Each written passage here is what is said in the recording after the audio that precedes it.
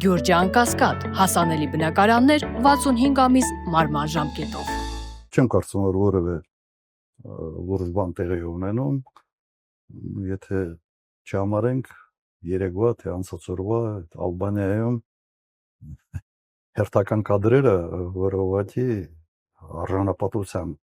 տեսանկյունից բավական դեպրեսիվ է, կարծում եմ յուրաքանչյուր հայի համար։ Ակնհայտ այդ մուրալը մի ինչ-որ փաստաթղթի, որը ենթադրում եմ խաղաղության մասին չի լինելու, այլ լինելու է ինչ-որ մի թուղթ Նիկոլ Փաշինյանի մասին,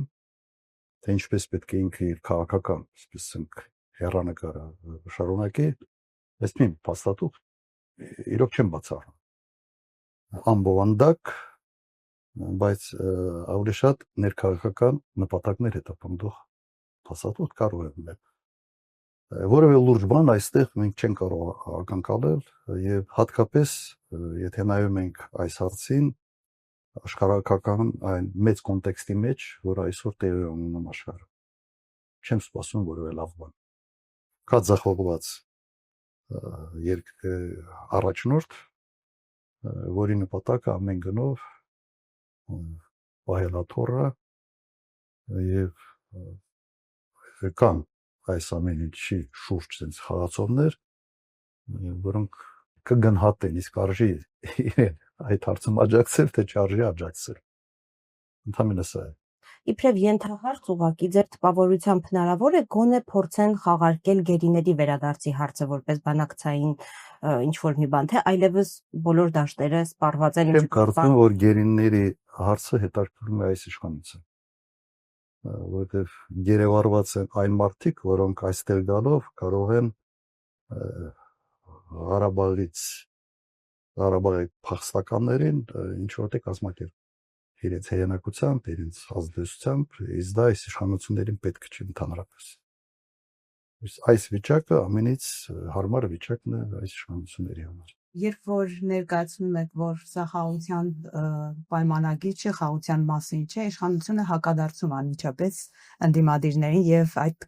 տեսակետը հայտնողներին, թե որն է ձեր տարբերակը, դուք ինչ է պատերազմ եք ուզում, այսինքն երբ որ խաղաղության իրենց պայմանագրին կողմ չենք, մենք ինչ ենք առաջարկում, մենք հստակ ծրագիր այս իրավիճակում Ադրբեջանի հետ խաղաղ գոյակցելու։ Նայեք, մենք 21 թվականից ասում ենք արժանապատիվ խաղաղության մասին։ Եվս խաղաղություն, բայց ոչ թե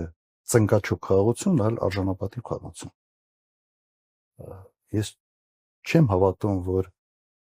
պարտության սիմվոլը կարող է արժանապատիվ խաղաղություն բերի։ Այդպես չի լինում։ Խնդիրը մարդն է։ Խնդիրը մարդն է, որը խորհրդանիշ է պարտության։ Խնդիրը մարդն է, որը արդեն այսպես աչքը վախած ամեն ինչից փորձում է ամեն գնով փրկել ինքը իրեն։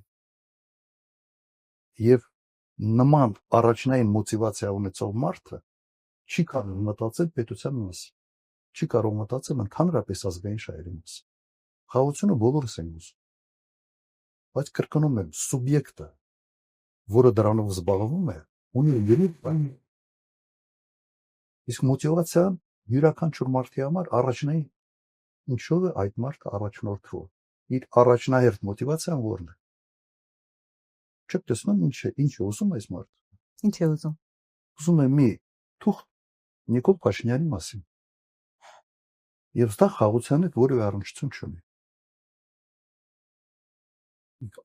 Ես կրկնեմ, այն կադրերը, որոնք երեք տեսանք եւ որը շարժանարողն է ցանցերում, ոչ հայտարարություն է։ Արժանապատվությունը կորցրած մարդու կեցվածք է։ Ոնց կուչ եկած, ոնց որ ենթակա շեֆի արչև կամ ծառա տիրոջ արչև հարաբերություններ են ձևավորվել այստեղ։ Գիտեք, բանի այդ այսպես կոչված body language-ը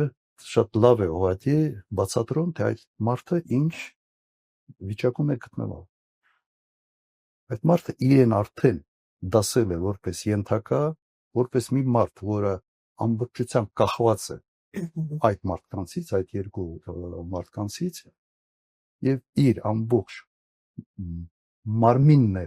խոսում դրա մասին, որ այդ մարդուց որևէ օգտակար բան երկրի համար չի լինելու։ Հոգեբաններից հարց գտնի, ինչ ասեմ։